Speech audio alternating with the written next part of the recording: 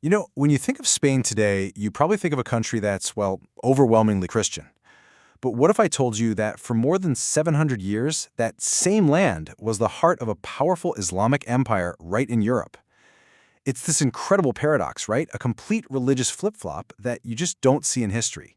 So let's get into it. How on earth did that happen? And that's really the core question we're tackling here. I mean, how does a place that's under one faith for 7 centuries just completely transform into another? It's a wild story, really. It's got conquest, incredible culture, a spectacular collapse, and ultimately a choice that would define a nation forever. Okay, so to really get how Islam arrived, we first have to rewind a bit and see who was already there. Because the Iberian Peninsula, modern-day Spain and Portugal, was always a place of constant change.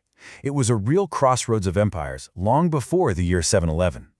So for hundreds of years, you had the Romans ruling Iberia. It was a big, thriving part of their empire. But, as Rome started to fade, these Germanic tribes, the Visigoths, they swooped in and took control around 476.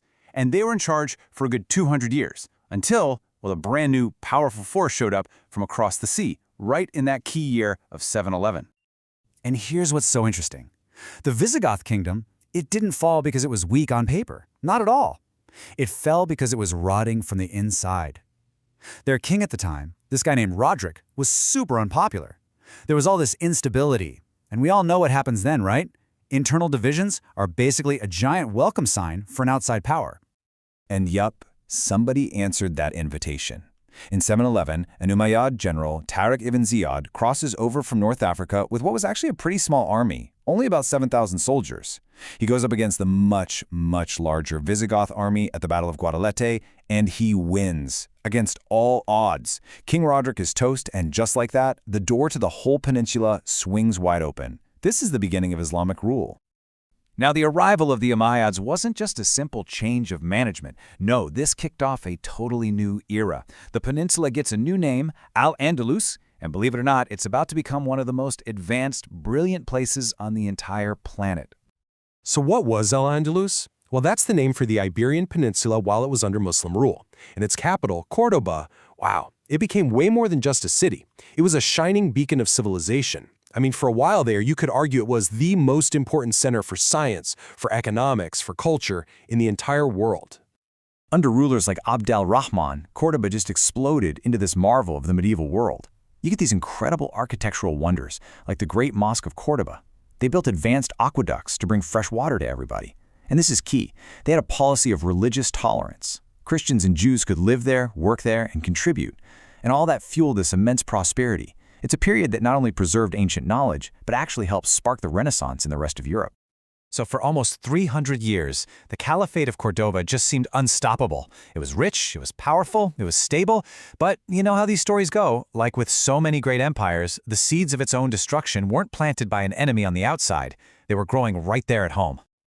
It's the classic question, right? How does something that looks so solid just crumble? Well, it wasn't one single thing. The trigger was a succession crisis, basically a huge fight over who should be the next ruler, that just spiraled completely out of control and created this deadly power vacuum. And the result of all that chaos, the once mighty Caliphate of Córdoba just shattered. It broke into, get this, 23 different pieces. 23 separate little kingdoms, all fighting each other for power.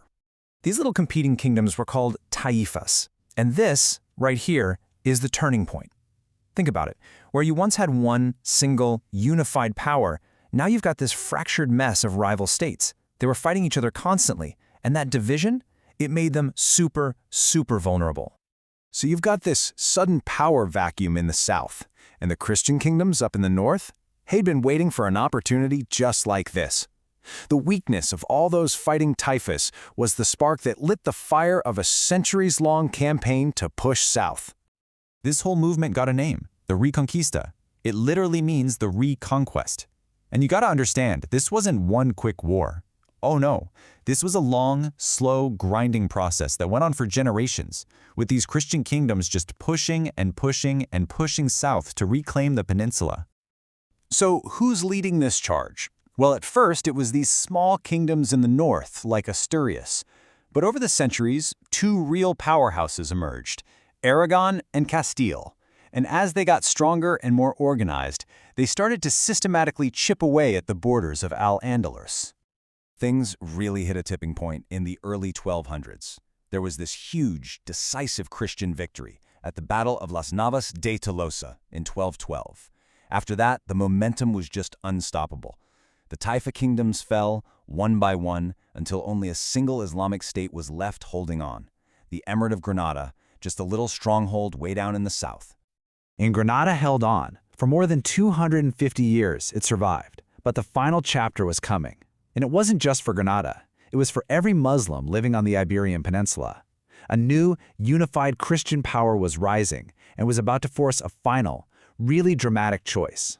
The real game changer? It was a marriage. Queen Isabella I of Castile and King Ferdinand II of Aragon got married, and that united the two biggest Christian kingdoms. All of a sudden, where you had rivals, you now had one single, incredibly powerful force, a unified Spain. So after Granada finally falls in 1492, they signed a treaty that actually promised religious freedom. But it didn't last. A few years later, a Muslim rebellion broke out. It was crushed, but had this huge consequence. Isabella and Ferdinand completely lost faith in their Muslim population. They basically decided that the whole policy of tolerance that defined Al-Andalus for centuries had failed. And that led to a brutal ultimatum. The time for coexistence was over. Every single Muslim was given a choice, and there was no middle ground. It was simple. Option 1, convert to Christianity, and you can stay. Option 2, refuse, and you have to leave Iberia. Forever. Faced with that impossible decision, what do? Well, the vast majority chose option 1. They converted. And just like that, with that one mass conversion, the religious identity of the entire peninsula, an identity that was built over 700 years, was totally and permanently changed. Spain was now a Christian nation. Which brings us all the way back to that big question we started with. Usually, when a region changes its main religion, that's it. The change sticks. But a complete 360-degree reversal like this, going from Christian to Islamic and then all the way back to Christian, that is just incredibly rare in world history. It really makes you wonder, what was the unique mix of politics, power, and faith that made Spain's story so utterly different from anywhere else?